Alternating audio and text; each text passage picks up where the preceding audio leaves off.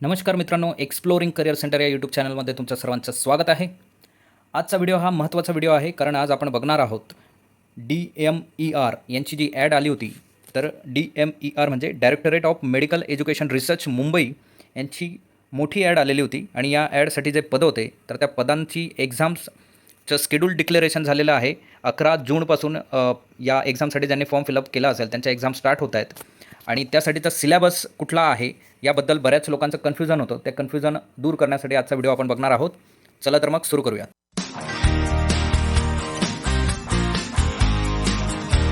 So DMER directorate of medical education and research याची add आपण मागे बघितली होती. तर या ॲडमध्ये जो काही सिलेबस होता पदांचा, तर त्या सिलेबसबद्दल आपण बघणार आहोत. वैद्यकीय शिक्षण आणि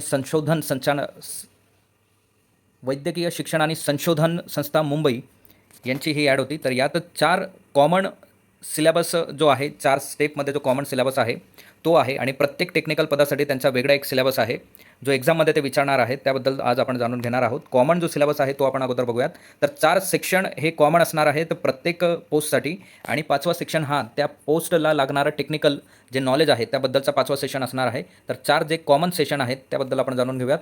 सो पहिला सेक्शन आहे हा इंग्लिश या विषयाचा. तर इंग्लिशमध्ये तुम्हाला ग्रामर, त्याचबरोबर synonyms, antonyms, spellings, punctuation, tenses हे तुम्हाला विचारलं जाणार आहे. त्यानंतर तुम्हाला व्होकॅब्लरी, ज्याच्यात use of idioms and phrases and their meanings, expression हे विचारलं जाणार आहे. Fill in the blanks in the sentence हे विचारलं जाईल आणि सिम्पल सेंटेन्स स्ट्रक्चर तुम्हाला इंग्लिश या सेक्शनमध्ये विचारलं जाणार आहे. दुसरं सेक्शन तुमचं असणार आहे मराठीचं.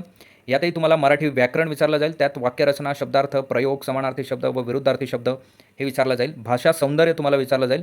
त्यात आहे उपमा, अलंकार, म्हणी, वाक्प्रचार यांचा अर्थ आणि वाक्यात उपयोग, सर्वसामान्य शब्दसंग्रह इत्यादी.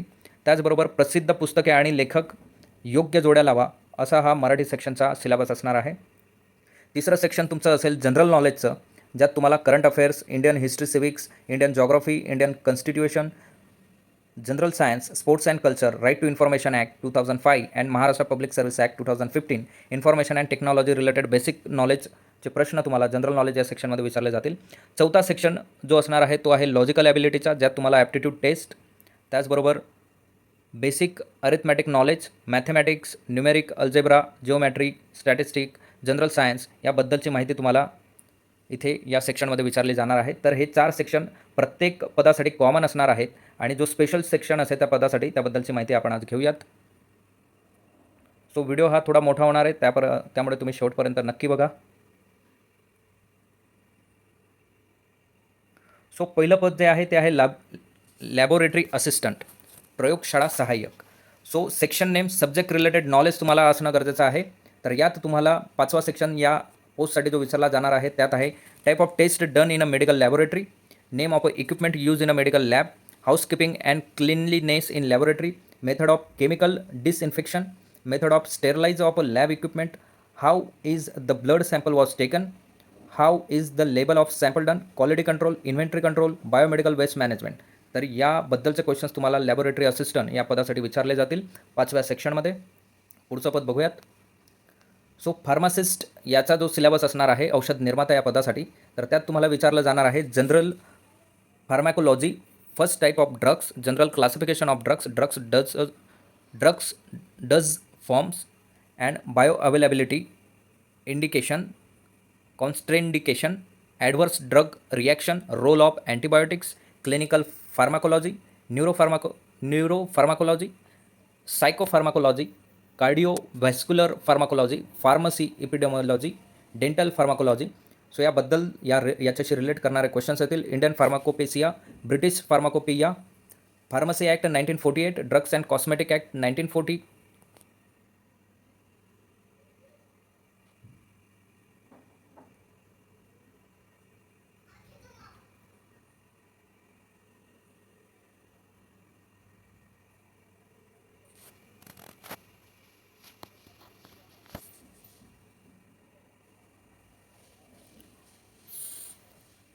Food and drug administration, drug storage, logistic and inventory management, role of hospital pharmacist, community pharmacist, good manufacture practices, disinfectant and their concentration used in pharmaceutical and hospitals, EDL and ECL list.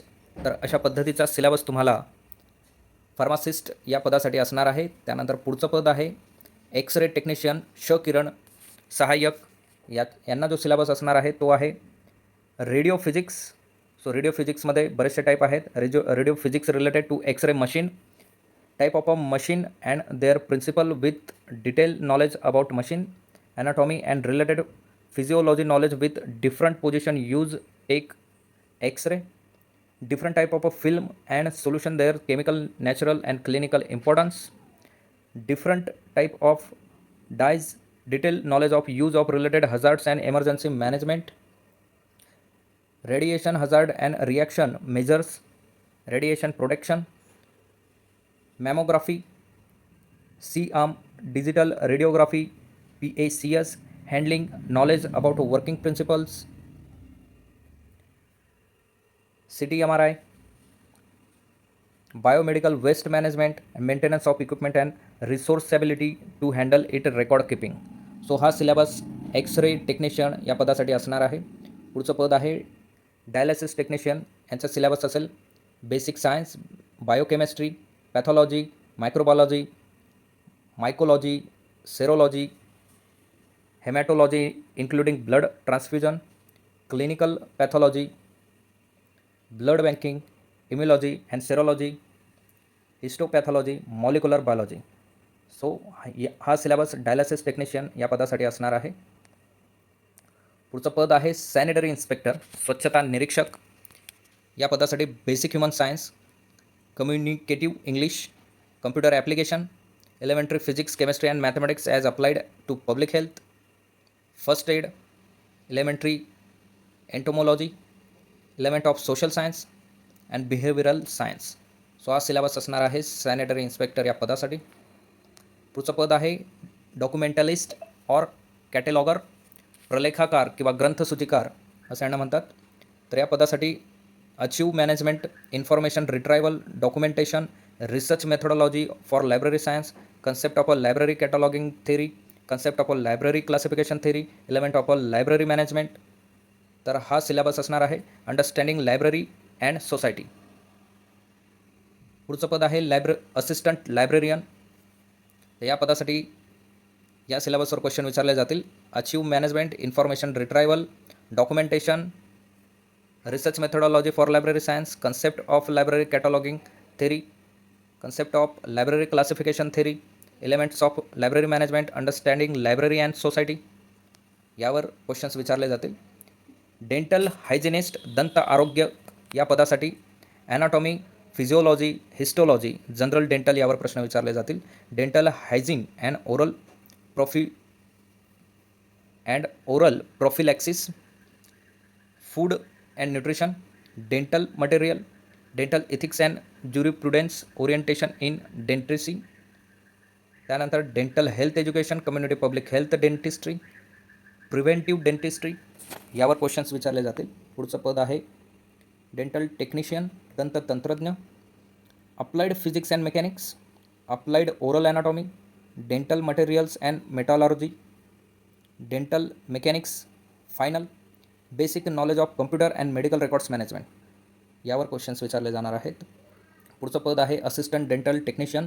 यांनाही same syllabus आहे. Applied physics and mechanics, applied oral anatomy, dental material and metallurgy, dental mechanics, basic knowledge of computer and medical records management. पुढचं पद आहे photographer कम artist छायाचित्रकार आणि कलाकार.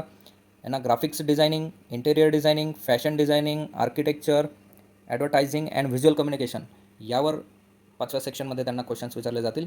पुढचं पद आहे ऑप्टोमेस्ट्री असिस्टंट, नेत्रचिकित्सा सहाय्यक. यांना general anatomy, physiology, ocular anatomy, ocular physiology. त्यानंतर physical optics, prism and lens, retinoscopy, refraction technique, transposition, refractive error. त्यानंतर disease of eye, diagnostic instrument, pharmacology, pathology and microbiology, mechanical optic, public health, community ophthalmology. त्याचबरोबर disease of eye, mechanical optic, diagnostic instrument, pharmacology, pathology and microbiology, community ophthalmology ophthalmology याबद्दलचे questions यांना विचारले जातील. पुढचं पद आहे laboratory technician, प्रयोगशाळा तंत्रज्ञ. यांना basic science, biochemistry, microbiology, pathology, mycology, serology, haematology including blood transfusion, clinical pathology, blood banking, immunology and serology, histopathology, molecular biology याबद्दलचं विचारलं जाईल. पुढचं पद आहे लायब्रेरियन, ग्रंथपाल. यांना society and library, kind of libraries, 5 laws of library science, theory of classification, growth and structure of knowledge, needs and purpose of library classification, library catalog, nature and fusion, bibliography and bibliographic control, information technology in daily life, classification of documents by DCC, classification of documents by CC, documentation technique and services, occupational therapist, व्यवसायोपचार तज्ज्ञ. यांच्यासाठी syllabus असणार आहे human anatomy, human physiology, biochemistry, fundamental of occupation theory, ergotherapeutic, त्यानंतर advances in occupational therapy and rehabilitation medicine, त्यानंतर occupational theory and orthopaedic condition, occupational theory and neurological and developmental condition, occupational theory and psychiatrics, community based occupational theory and rehabilitation, biostatistic and research methodology यावर questions विचारले जातील. पुढचं पद आहे ladies warden. यांना basic knowledge of housekeeping यात knowledge असणं गरजेचं आहे. Security parameters regarding hostel, knowledge about rules of anti ragging guidelines, having counselling skill regarding health and recreation, knowledge of disciplinary measures याबद्दल यांना प्रश्न विचारले जातील 5व्या सेक्शनमध्ये. पुढचं पद आहे एक्स-रे असिस्टंट किंवा डार्क रूम असिस्टंट टेक्निशियन. तर यांना रेडिओग्राफिक्सचं नॉलेज असणं गरजेचं आहे. Type of machines and their principles with details knowledge about the machines असणं गरजेचं आहे. Anatomy and related physiology knowledge with different position use to take X rays, different type of a film and solution, their chemical nature and clinical importance, different type of a dyes माहिती असणं गरजेचं आहे. Radiation hazards and precaution measures radiation प्रोटेक्शनसाठी, mammography, digital radiographics, handling knowledge about the working principles, CT, MRI, radiotherapy, lithotripsy, detail knowledge of machines, for example history, procedure, position, complication management, biomedical waste and maintenance of equipment and responsibilities to handle it, record keeping. त्यानंतर पुढचं पद आहे physiotherapist, भौतिकोपचार तज्ज्ञ. यांना human anatomy, physiology, biochemistry, psychiatry including psychology, fundamental of निसलॉजी, fundamental of kinesiology, कायनेस्टिओथेरपी, fundamental of electrotherapy, functional diagnosis and physiotherapeutic skill, musculoskeletal physiotherapy, neurophysiotherapy, cardiovascular respiratory physiotherapy, community physiotherapy, principle of bioengineering यावर प्रश्न विचारले जातील.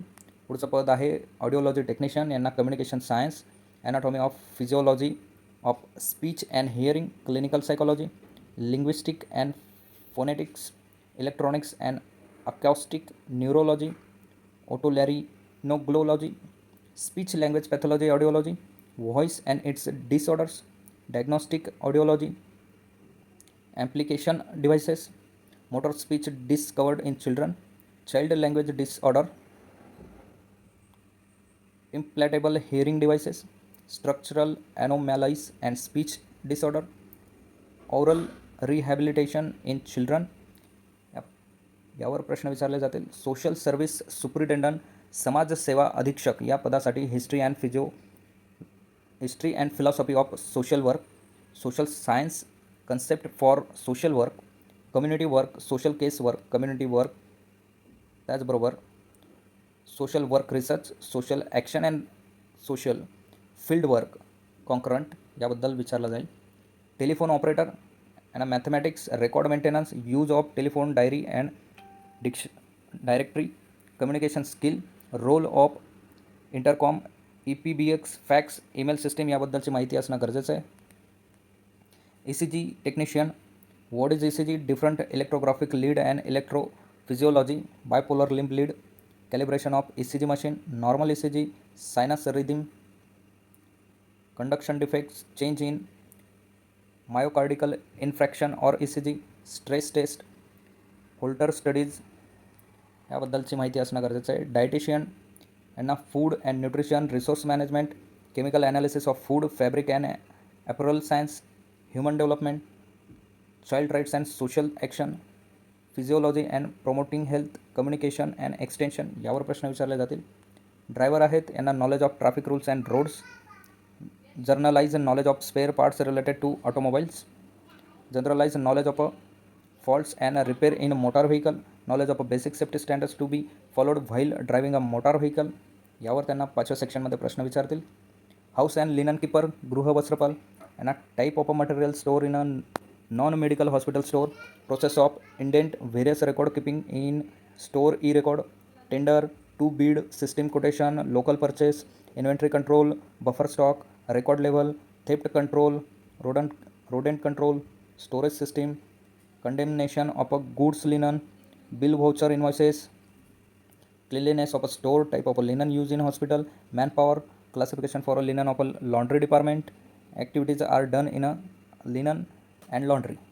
याबद्दलचं knowledge असणं गरजेचं आहे. Teller, शिंपी यांना knowledge about swing machine, technique of cutting clothes and swing, material and hand stitch, stitching type of clothes, designing clothes यावर यांना प्रश्न विचारले जातील 5व्या सेक्शनमध्ये. पुढचं पद आहे कारपेंटर यांना type of a wood use for furniture, tool kits, measurement kits, longevity of wood, rebuilding, remoulding, design skill, general knowledge, multitasking यावर क्वेश्चन्स विचारले जातील. मोल्ड रूम टेक्निशियन यांना basic science, radiation physics, radiation hazards and protection, general care and instrumentation, radiation physics, clinical radiation oncology, advance radiation physics, advance clinical radiation oncology, radiation hazards and safety यावर प्रश्न विचारले जातील. त्यानंतर generator operator, introduction to engine, hydraulic and pneumatic, non destructive testing, heat treatment, welding basis electronics, battery basic electricity, fuel ejection, fuel system, air intake system, exhaust system, charging system, starting system, engine performance rating and diesel engine principles, blacksmiths, लोहार सांधता यांच्यासाठी course information, training system, job role, general information, learning outcome, assessment criteria, trade syllabus, list of tools and equipment यावर questions विचारले जातील. Turner fitter यांच्यासाठी syllabus for relevant trade exist on directorate general of training डिजिटिंग, new Delhi यांच्या वेबसाईटवर जे असेल ते टर्नर फिटरसाठी ॲप्लिकेबल असणार आहे. Physical instructor, physical training instructor, शारीरिक प्रशिक्षण निर्देशक यांच्यासाठी foundation of education, physical education and sports, yoga education and environmental studies, anatomy, physiology and health education, officiating, coaching and sports training, organization, administration and management in physical education, psychology of education, physical education and sports, fitness, wellness, nutrition and weight management, methodology of teaching physical education, measurement education and statistic in physical education, sports medicine, physiotherapy and rehabilitation याबद्दलचे questions विचारले जातील. Statistical assistant, सांख्यिकी सहाय्यक यांचं data collection, presentation of data, elementary statistical methods, probability, theory of statistical, interpretation of a linear model, sampling method, index number and time series, statistical organization in India, vital statistical in India, national income estimation यावर त्यांना questions विचारले जातील 5व्या सेक्शनमध्ये. Staff nurse आहे, अधिपरिचारिका यांच्यासाठी anatomy आणि physiology, microbiology, sociology, fundamental of nursing, first aid and personal hygiene, medical surgical nursing, communicable disease, ear, nose and throats, oncology, skin, mental health and psychiatric nursing, community health nursing, computer education, midwife and gynecology nursing, community health nursing, pediatric nursing याबद्दलचं knowledge असणं गरजेचं आहे. आणि अशा पद्धतीने प्रत्येक पोझिशनसाठी कुठल्या पद्धतीचं नॉलेज आणि कुठल्या सिलेबसवर तुम्हाला क्वेश्चन्स विचारले जातील याबद्दलची माहिती आपण आता घेतलेली आहे. सो अशाच इम्पॉर्टंट आणि महत्त्वाच्या व्हिडिओसाठी आमच्या चॅनलला लाईक करा, सबस्क्राईब करा, शेअर करा. जय हिंद आणि ऑल द बेस्ट प्रत्येकाला. थँक्यू, धन्यवाद.